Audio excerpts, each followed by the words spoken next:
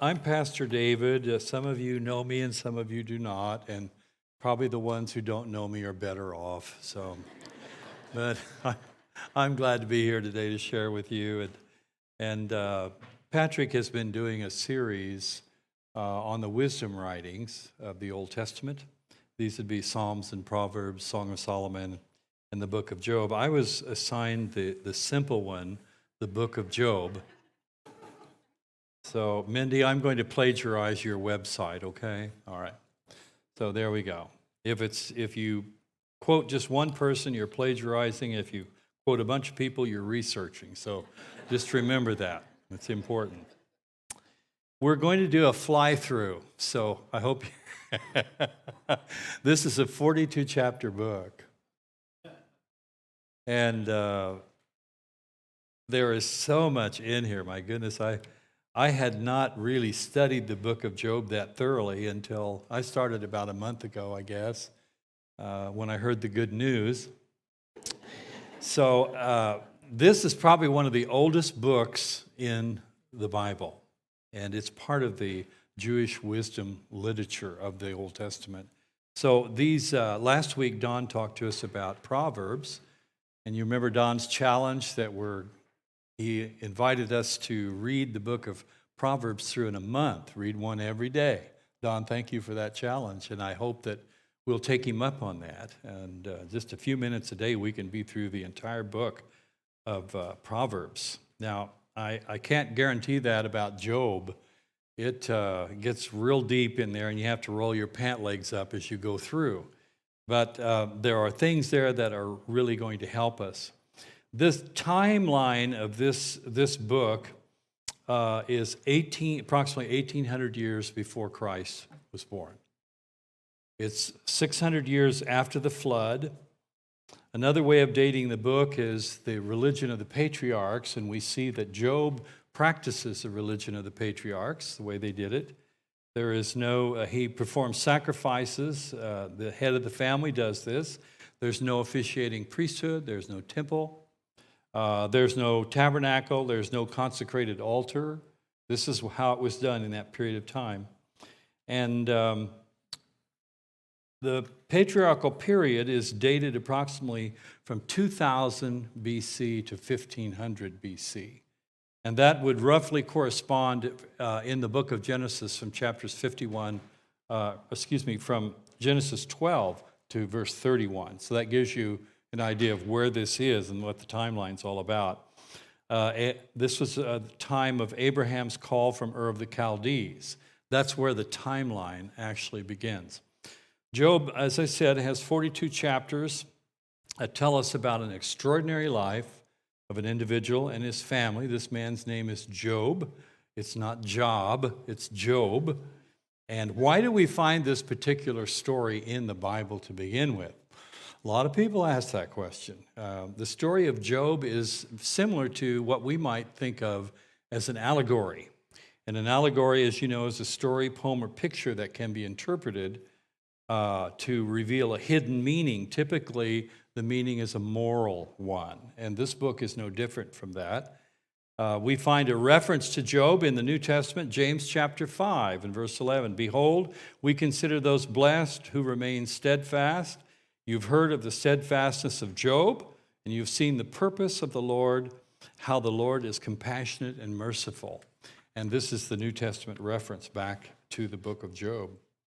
Well, we're going to be looking at the first chapter in Job. This is part of the prologue.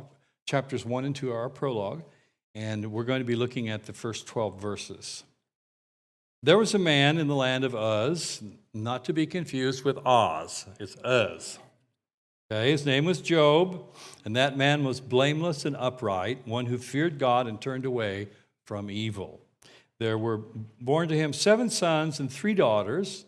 He possessed 7,000 sheep, 3,000 camels, 500 yoke of oxen, 500 female donkeys, 400 rodents, and very many servants. I just threw the rodents in there for those of you who have hamsters and things, ferrets.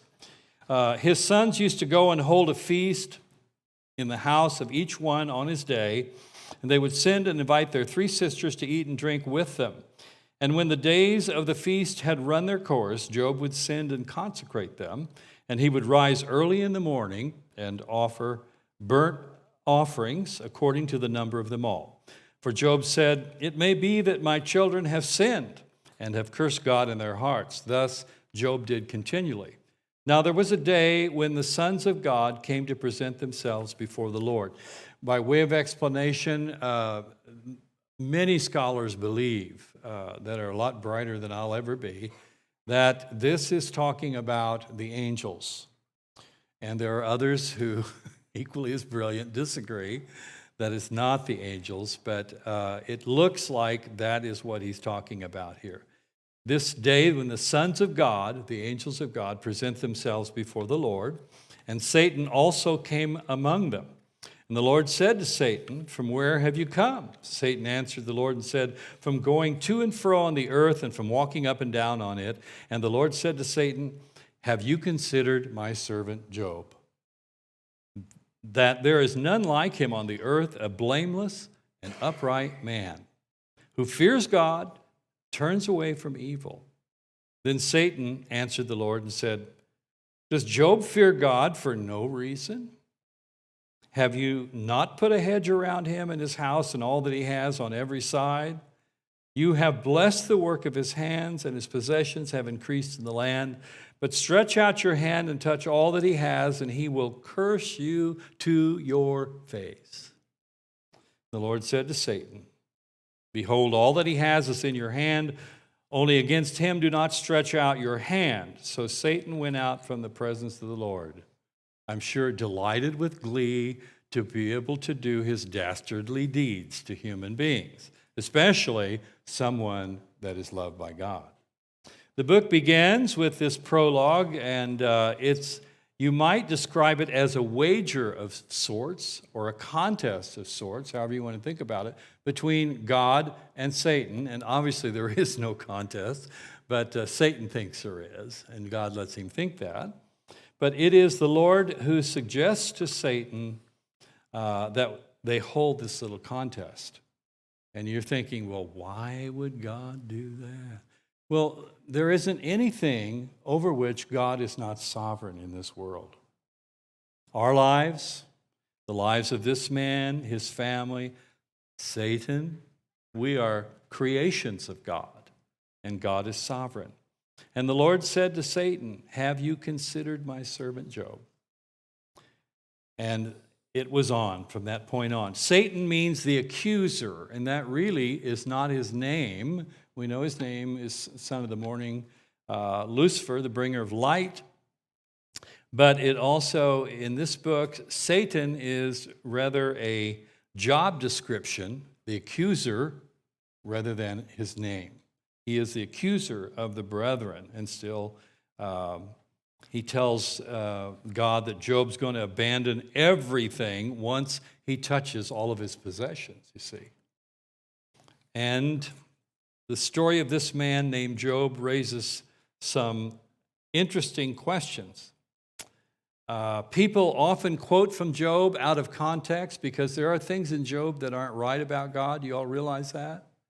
These are the conversations that are held with his three friends, Eliphaz, Bildad, and Zophar. And these guys have some truth to what they're saying, yes, but they also have quite a bit of error because God calls them to account at the end of the book. And they have sinned before God in that they have not spoken correctly of God. But Job holds his place no matter what. Questions that are usually asked about God from this book, and questions that you and I ask God as well. Why?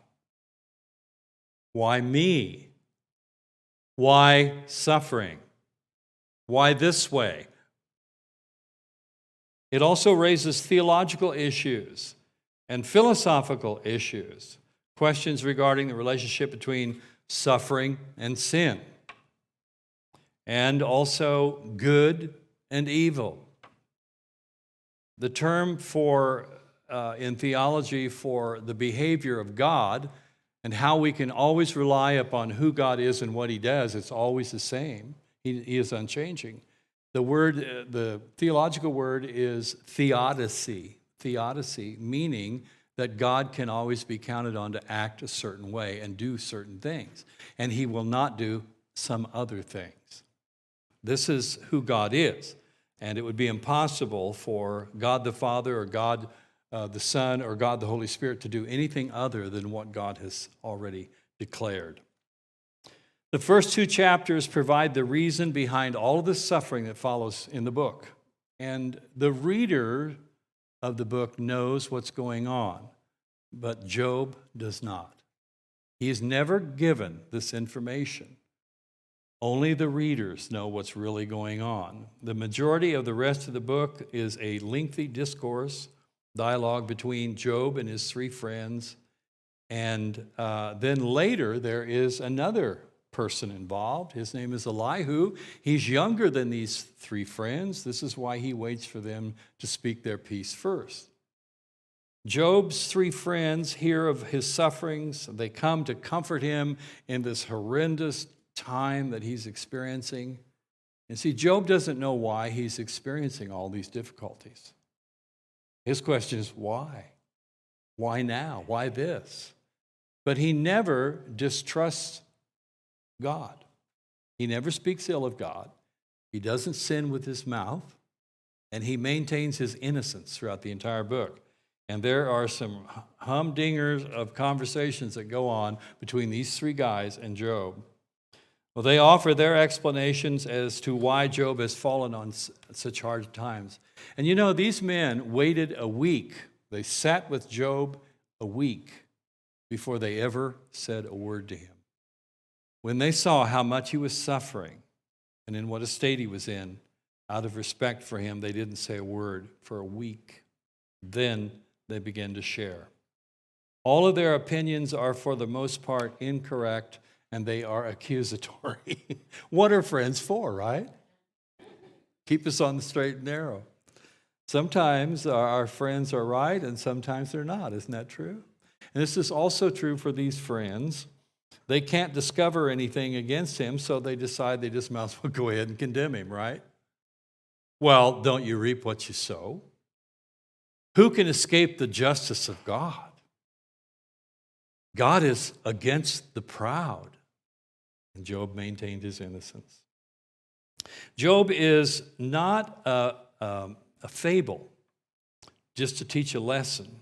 Job is a historical person. He's a real person who really lived and is mentioned in Ezekiel 14. And also he's mentioned there along with Noah and Daniel. So he's among good company when he's mentioned. And he is most likely contemporary with Abraham, if that helps you to put it, a middle hook in the time frame there. Job is a man from Uz in the Arabian desert.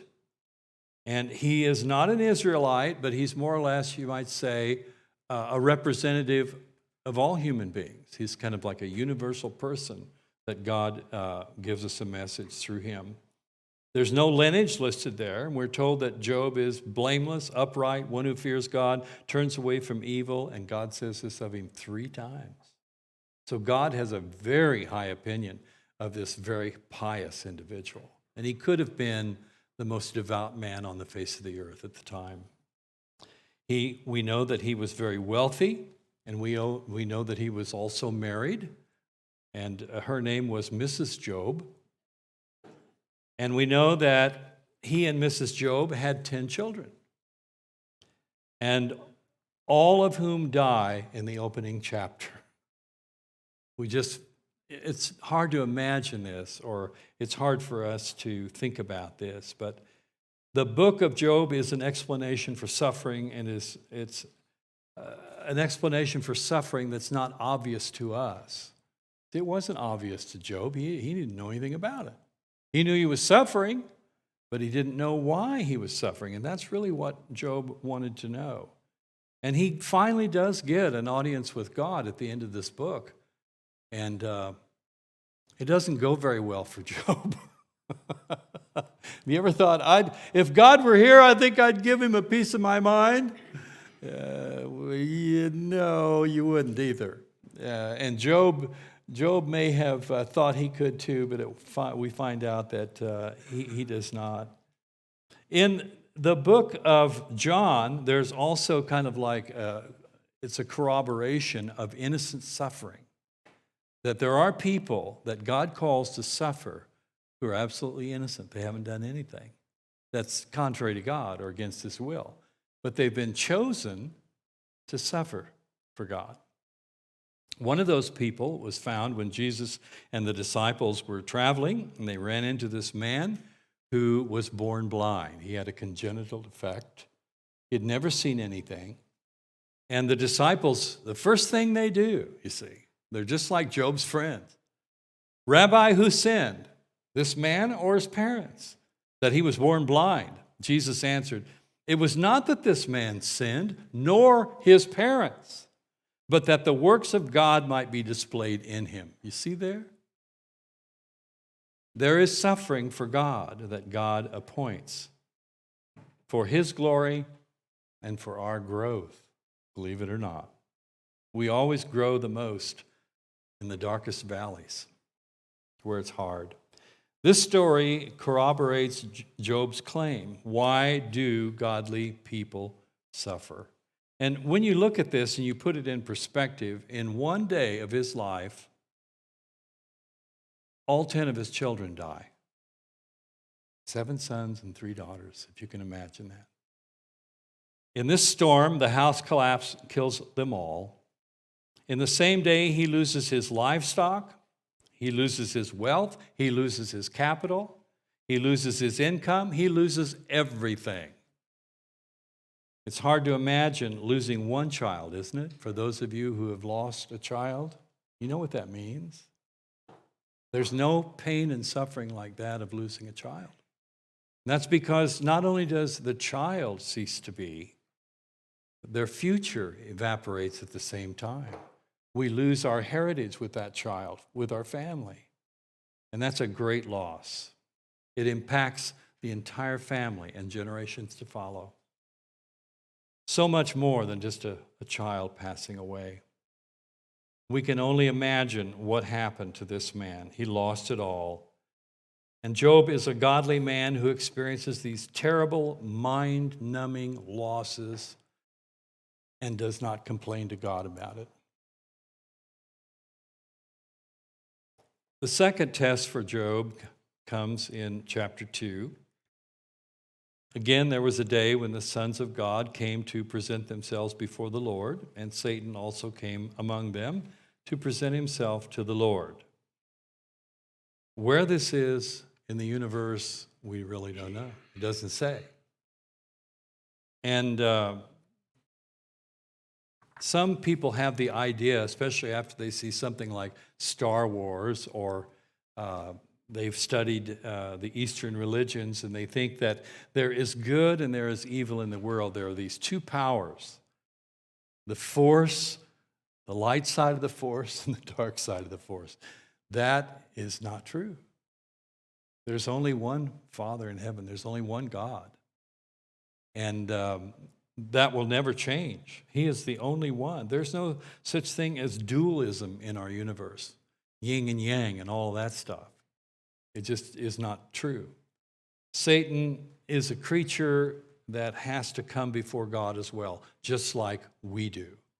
He is a created being. The Lord said to Satan, "From where have you come from?" Satan answered the Lord, "From going to and fro on the earth and walking up and down on it, roaming through the earth and going back and forth in it." You see, he's a spiritual vagabond. He's been an outcast. He has nowhere to hang his hat, literally. And he has no home.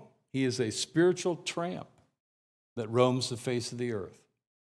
Verse 3, and the Lord said to Satan, "Have you considered my servant Job?" Oh, here we go again. "There is none like him on earth, a blameless and upright man who fears God and turns away from evil. He still holds fast to his integrity, although you incited me against him to destroy him without reason." Then Satan answered the Lord and said, "Skin for skin, and that a man has, all that a man has, he will give for his life. but stretch out your hand and touch his bone and his flesh, he will curse you to your face. And the Lord said to Satan, behold, he's in your hand, only spare his life. And again, Satan departs with glee so that he can commit his dastardly deeds. But here we see something that we need to remember. There is a connection between Satan and suffering. Okay? It's there. It's part of what we see. It's not the whole picture. It's only part of the picture. The sovereignty of God is also in that equation. See, it isn't just Satan doing this. He is not all powerful. He is not all knowing. He's not all anything except a big pain. He has already been judged by God. Why is there trouble? Why is there difficulty? Why do bad things happen to good people? Because we live in a supernatural world of good and evil. When someone asks you, why is there evil and suffering in this world? And if your God is so wonderful and so loving and so just and merciful, why do innocent people suffer? You got an answer for that? Job provides an answer. We live in a supernatural world of good and evil. As much as humanity would like that to disappear, it's not going to. We live in a supernatural world where there is evil and there is good. Now we know that God is all-powerful and that he is sovereign and that there can be no evil that touches our life unless God gives permission. You see that from that passage? He sets the boundaries of the suffering. It isn't Satan. He's just going to do bad things to us whenever he has the opportunity, because he knows his time is limited. And his thinking is, well, I'm going to take down as many people with me as I can when I go. It's like any criminal. Rat him out, that's what he does. He's the accuser. This is why we're told in the New Testament concerning our trials and sufferings, whatever we're going through right now or have gone through in the past. Finally, it says in Ephesians 6, 10 and 11, finally be 10 through 12. Finally be strong in the Lord and in the strength of his might. Put on the whole armor of God that you may be able to stand against the schemes of the devil. Oh, he's got them. He's got plans. For we do not wrestle against flesh and blood, but against what? Rulers, authorities, cosmic powers over the present darkness, against the spiritual forces of evil in the heavenly places. We live in a supernatural world. And this is not going to pass away until Christ comes back. That's what we need to remember. And that's what we need to recall as well when people ask us why there is evil in this world, whenever we supposedly serve such a just God. We will run into evil every single day. The Bible says that he is pure evil. Now, that may sound like an oxymoron. He is the essence of what evil actually is. Why doesn't God do something about this suffering if he is really sovereign? See? C.S. Lewis wrote a very important book on this very subject, the problem of pain. That book is also called The Problem of God. The problem of God that we don't fathom, you see. Surprised by joy, when his wife died, his entire world caved in on him. He is a professor of theology and an academic, and he has a huge amount of knowledge and understanding. But when his wife died, Joy, then it all came crashing down. There are a lot of people in that same boat. See, if he has all authority in heaven and on earth, if he's the creator of the ends of the earth, and he's all that powerful, why doesn't he do something about this? He could stop it. It's a problem relating to his will, Is it that he's sovereign, but he's unwilling? Or is he sovereign, but there's something that's hindering him from fully functioning? Or is he willing, but he's not sovereign? We have to answer those questions for ourselves. Either we believe what the Bible teaches about the living God, the only God, or we do not. Either we move within faith or we move outside of faith. We have a choice. He wants to prevent our suffering, but somehow the world sees that he's just not able to do that. Even Christians suffer. So the question is, does God stand the test of trial? Many people call God on the carpet all the time. You'll hear people call on Jesus' name every day where you work, don't you? But what are they really asking him to do? When we say, God, damn this, what are we asking God to damn? God responds to us in ways that are beyond our understanding, just like he did Job. But God was faithful during this entire thing. And only God could understand the pain that he was in. And when Satan touched him, he was struck with boils from the top of his head to the soles of his feet. Have you ever had a boil? They are so painful. And when you have a boil, that's all you do is have a boil because it's so painful. But if you can imagine being covered with boils, your whole body, in your mouth, in your eyes, your hair.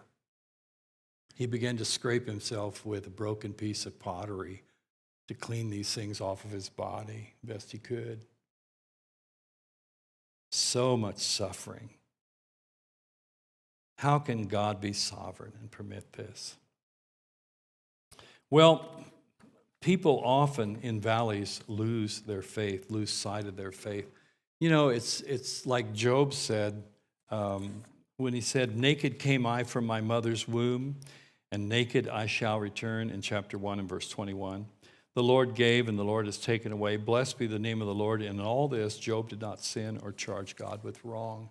See, this is what we hope that we will respond to God when we're suffering difficulties or we're going through a dark place in our life, when we lose everything. That's how we hope that we'll respond to God. But people sometimes say things to God like, well, God, you know how much I loved my wife, and you know that you gave her to me, and she died of cancer. Why did that happen? We may start out pretty good, but usually about 6 to 8 weeks into grief, something happens to us.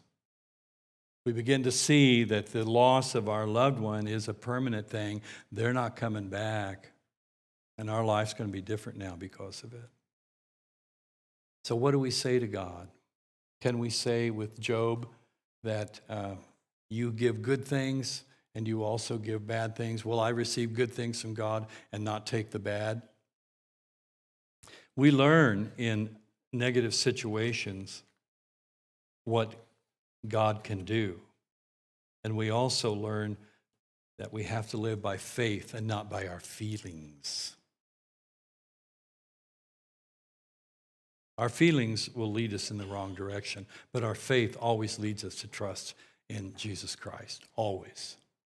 Whatsoever is not of faith is what? Sin. God takes this very seriously. After Job had prayed for his friends, and this is at the very end of the book, we see the restoration of God, that Job's friends have been foolish and have said some real negative things about God and about Job. And so God demands sacrifices for these men. And he tells them that I am going to hear Job's prayer. He's going to pray for you, and I'll answer his prayer, but I'm not going to answer your prayer. You don't understand the first thing about God. And these were religious people. See, none of this is hidden from people who has had the veil removed from their life. Jesus by the power of the Spirit, removes a veil from our eyes so we behold God in all of his glory, and we're also given grace that we may follow God and obey God. Without that grace, we can't even obey God. You can't follow God. You'll never search out God. He doesn't come to us through our intellect. He comes to us in our soul. He bypasses the intellect because it's so full of misinformation. He gives direct revelation to our spirit, our soul. This is what it says after Job had prayed for his friends. God made Job prosperous again, gave him twice as much as he had before. Now that's God. Lavish. Lavish. Then came to him all of his brothers and sisters and all who he had known before, and ate bread with him in his house. And they showed him sympathy and comforted him for all the evil that the Lord had brought upon him. And each of them gave him a piece of money and a ring of gold. And the Lord blessed the latter days of Job more than his beginnings. And he had 14,000 sheep, 6,000 camels, 1,000 yoke of oxen, and 1,000 female donkeys. He also had 7 sons and 3 daughters. God returned every bit of it to him, plus. And Job knew something about the Lord that probably none of his generation understood. The Lord has given, and the Lord has taken away. Blessed be the name of the Lord. What will we learn from this book? We find that the question is asked and answered also. From where then does wisdom come to trust God? Where does it come from, see? And where is the place of understanding? It's hidden from the eyes of all living and concealed from the birds of the air. In other words, God reveals himself to us in the deepest part of our being. God understands the way to it, and he knows its place. For he looks to the ends of the earth, and he sees everything under the heavens. And he said to man, behold, the fear of the Lord, that is wisdom. And to turn away from evil is understanding. And this is exactly what God provides for every child who is born again. Wisdom to live our lives, and a power to repent of our sin. We don't have that power within us naturally. It comes from God himself. Wisdom comes to human beings only as a divine gift, and it belongs to the very nature of God himself, and only God understands the way to it, and he knows its place. When we see a person going through a dark valley, a time of testing and trial, here's what I hope we can take away from this book. Be quick to bear another's burdens in their difficulty. Be quick to pray for them. Be quick to comfort them. But be slow to judge what's going on in their life. Because most likely that person doesn't know, and we don't know either. Trust the Lord on this. Quick to bear another's burdens, pray for them, help them, support them, but be slow to judge what's going on in their lives. Through everything we experience in life, whether we believe it or not, we live in a spiritual world. Like Job, we need to remember God has a sovereign right to give blessings, and he has the sovereign right to take them away. But guaranteed, whatever God does in our life, whatever he takes away, whatever we suffer in this life, is for our good. It's for our good. Remember when your mom and dad used to discipline you and say, this hurts me more than it hurts you? And you always thought, I seriously doubt that. God has always taken into consideration that it's only in these dark valleys where we really learn to trust God. And you can tell people who have been through dark valleys. They trust the Lord implicitly. And they know that the Lord gives and the Lord takes away, but our relationship with him is permanent. It will never change. We are called according to his purpose. Listen to what I want to wrap up with this verse, Romans 8, 28 through 30. And we know that for those who love God, all things work together for good. All things work together for good. People that don't know Christ have all this calamity come in their lives just like we do, and they don't understand it, and it accomplishes nothing in their life because God's not there. But for us who know the Lord, who are born again, all things work together for good. For those who are called according to his purpose. For those whom he foreknew, he also predestined to be conformed to the image of his Son, in order that he might be the firstborn among many brethren. And those whom he predestined, he also called. Those whom he called, he also justified. And those whom he justified, he also glorified. Remember this morning who you are and how God sees you. You are holy. You are righteous. You have been raised up with Jesus Christ. There is no record of any sin or wrongdoing before God. You are golden. That is part of being the love gift of God the Father to God the Son.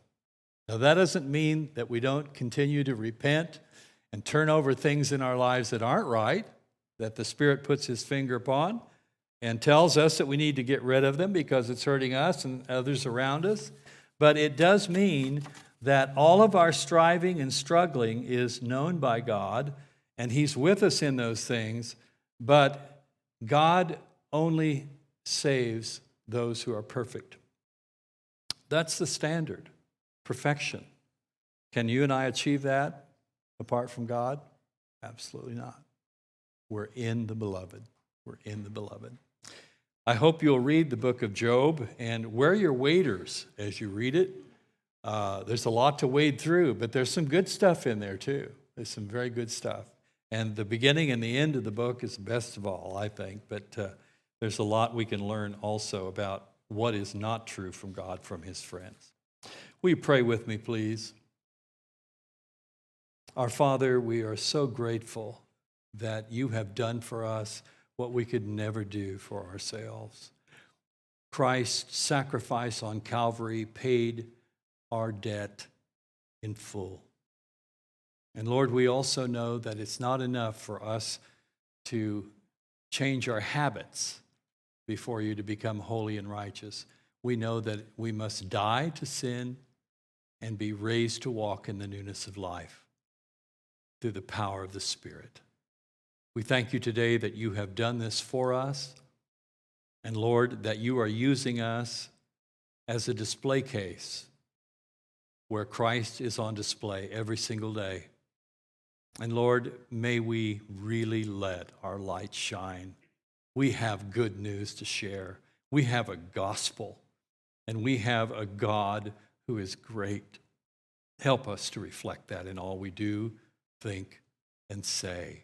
And may our witness please you, Lord, and our walk please you. In Christ's holy name, all of God's people said, amen. Well, the old man will